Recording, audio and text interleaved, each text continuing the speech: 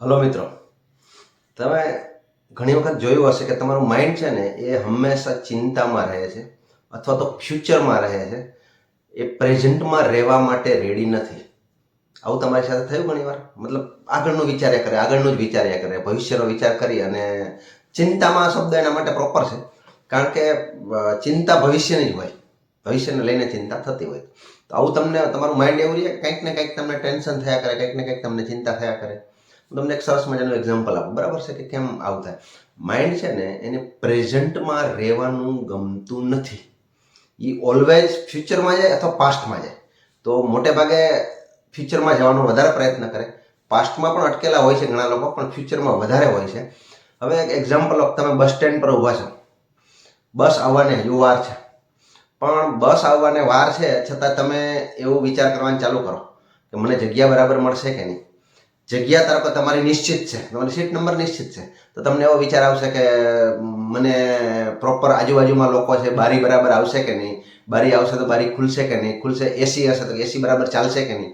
આવું કંઈક જાત જાતના. પછી જ્યારે સ્ટેશન આવશે ત્યારે મને હું પ્રોપર ટાઈમે પહોંચીશ કે નહીં, હું જ્યાં પહોંચીશ ત્યાં મને લોકો રિસીવ કરશે કે નહીં. આવું કંઈક પણ ઘણા બધા વિચારો એક સાથે આવવાનું ચાલુ થાય છે. હજુ બસ આવી નથી. એવી જ રીતે આપણું માઇન્ડ એક ઘટના હજુ બની નથી, એને બસ આવી નથી, એનો મતલબ ઘટના પણ બની નથી. ઘટના બન્યા પહેલા એ ઘટનાની અંદર એ શું કરે છે? ટ્રાવેલિંગ કરે છે. એટલે માઇન્ડ બી એ ઘટના બની ચૂકી છે અને ઘટના અથવા બની રહી છે અને એને રિલેટેડ એ થોટ કરવાનું ચાલુ કરે છે. હવે જ્યારે એને રિલેટેડ એ થોટ કરવાનું ચાલુ કરે છે, તો એ થોટ કેવા છે? એ થોટ તો આખા હાઇપોથેટિકલ છે, કાલ્પનિક છે. છતાં મન એનું ટેન્શન લઈને બેઠું છે કે હું જે સીટ પર બેસીશ એ સીટ બરાબર હશે કે નહીં.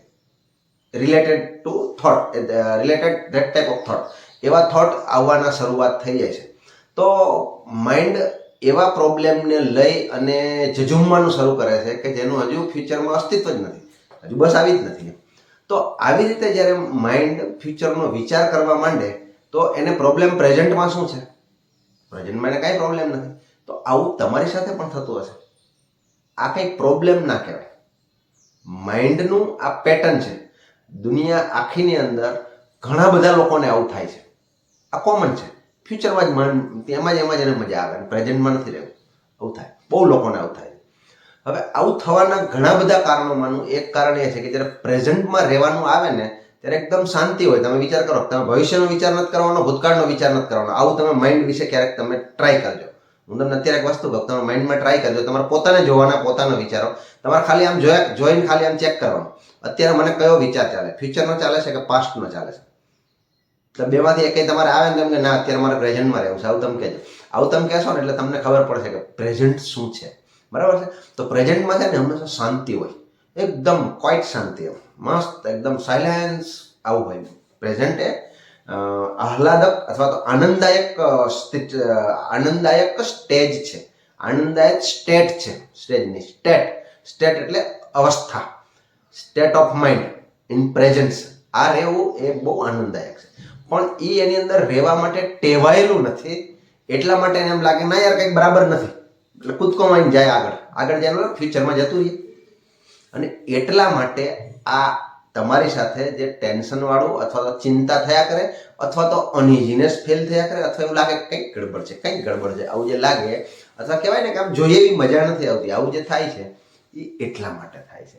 હવે આવું કરવા માટે આ નાનકડી ટિપ્સ જો તમે યાદ રાખશો, ખાલી વિચારવાનું જ છે કે હું અત્યારે ફ્યુચરમાં છું કે પાસ્ટમાં છું. આવું તમે વિચારશો, તમારું માઇન્ડ તમને કહેશે, તો તમે પોતે જોઈ શકશો કોનો વિચાર કરો છો, તમને ખબર તો પડે ને કે હું અત્યારે તો ફ્યુચરના વિચાર કરવા માંડો, આ તો પાસ્ટના વિચાર કરવા માંડો.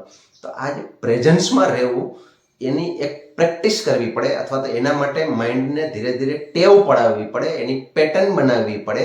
એ આપણે નથી બનાવી, કારણ કે વર્ષોથી આપણે પાસ્ટ અથવા પ્રેઝન્ટમાં જીવીએ છીએ અને ઘણો બધો ભાગ ઘણો મોટો પાર્ટ આપણા સમયનો આપણે ફ્યુચરમાં વિતાવ્યો છે. એટલે એને કેવી પેટર્ન બની ગઈ છે કે ફ્યુચરમાં જ જતું રહેવાનું, નવરું પડે એટલે ફ્યુચરમાં જ જતું રહે, અથવા તો પાસ્ટમાં બી જાય પણ ઘણો ભાગ ફ્યુચરમાં કાઢે. બરાબર? તો આ જે થવું એ સહજ છે, કોમન છે, આ કોઈ મોટો પ્રોબ્લેમ નથી.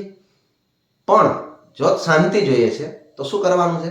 ખાલી આટલું જ કરવાનું છે કે મને ફ્યુચરમાંથી માઇન્ડને કાઢી અને પ્રેઝન્ટમાં લાવવાનું છે. જો તમને આ વિડીયો સારો લાગ્યો હોય તો કોમેન્ટમાં લખો પ્રેઝન્ટ, ચેનલને સબસ્ક્રાઈબ કરો. આપણે અહીંયા મનને કંટ્રોલ કરવા માટે કે મનને પ્રેશર આપવા માટે મળતા નથી. અહીંયા આપણે મનને સમજીએ છીએ અને ડાયરેક્શન આપીએ છીએ. Thank you very much.